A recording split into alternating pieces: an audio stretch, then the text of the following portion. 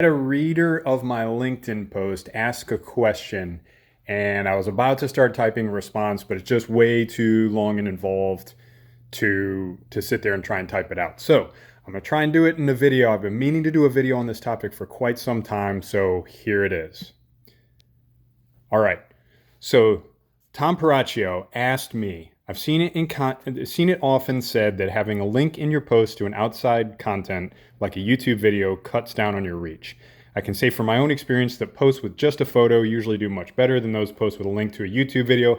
I won't get into that on this video, but let's push on. What about creating a post with just a photo and having a link to a YouTube video in the first comment? Can you or anyone comment on how that impacts the reach numbers? Tom, that is a wonderful question. There is a complex answer, and I won't get into all the nuances here, but here goes. There is a raging debate amongst LinkedIn influencers, experts, coaches, all these nerds like me, about whether or not there is an algorithmic penalty to having a link in comments. There's a couple different tactics there. When you put a link in your post, it's going to post a preview. That preview tends to look pretty nice.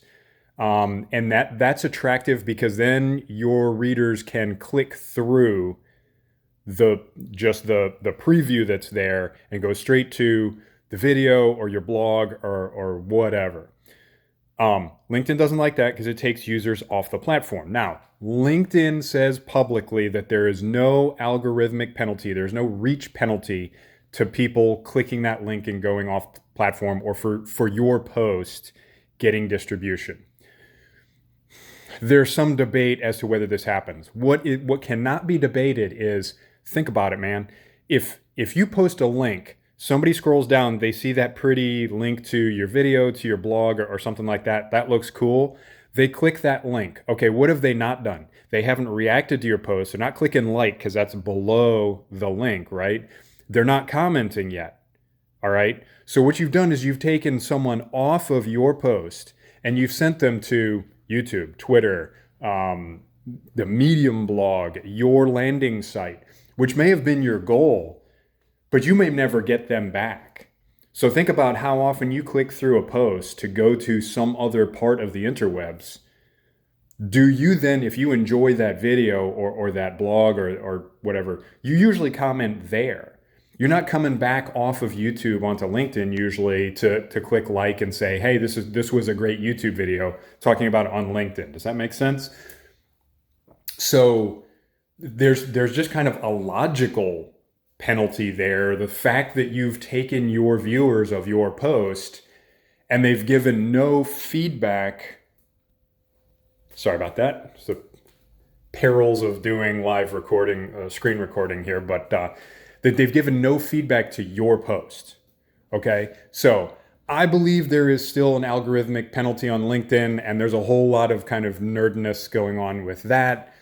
Debates about how many people are involved in writing and rewriting the LinkedIn algorithm, how often it happens, all that sort of stuff. Not to get into that, but I believe that there is a reach penalty.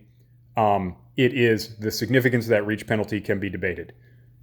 But there is definitely a penalty of sending people off of your post. Now, the screenshot and link in comments thing used to be a great tactic. There's some debate as to how much impact that has on how many people actually click through and go to the thing that you're trying to send them to. And so then you get into, are you more interested in promoting a LinkedIn post, or are you more interested in promoting that thing that's linked off of an offsite? I have posted links to YouTube videos when I didn't really care so much about the LinkedIn post. I just wanted more views on the YouTube video. What most people agree is that now there is an additional penalty for saying in the post that the link is in the comments. Okay, so there is general agreement that the algorithm is now looking for that, and if you say the link is in the first comment, then that algorithm depresses your reach. Okay, so that's kind of the level of intricacy that the YouTube algorithm may or may not be getting to at this point. All right. So, any reference to that, I mean, it's fairly certain that if you write the word YouTube in your post, the algorithm penalizes you for that. If you write the word Twitter, really any rival social media site to LinkedIn that could get people to go off platform, that there's a hit you take for that. All right, this will be the last one, I promise. So yeah, you can screenshot. The cool thing about screenshots is you can decide what's the most attractive screenshot to use. So if you're linking to a video, you can take the best part of the video and make that the screenshot and try and up the attractiveness of your LinkedIn post, that scroll stopper that gets people to read what you've had to say. Linking comments, it can promote that comment. So really it's just a question of what you want to do. Put the link in the post if you care about the linked content and you want to drive as many people as possible to that. If you care more about the LinkedIn post, I would do the screenshot, put the link in the first comment. You can put, in all caps, like, hey, please like this comment. I see people do that. I've done it before. It works to a certain extent. But really it's just kind of, it depends on what your goal is with that content, where you want to drive your viewers. I hope that's clear. And the bottom line is as with anything on LinkedIn, just experiment with it. Try something today. If it doesn't work, try something different tomorrow. And just make sure you're not kind of reposting the same thing, because the algorithm's looking for that too, if you're just kind of spamming with the same post over and over again. Tom, I hope that answered your question. Folks, Semper Fidelis. Talk to you later.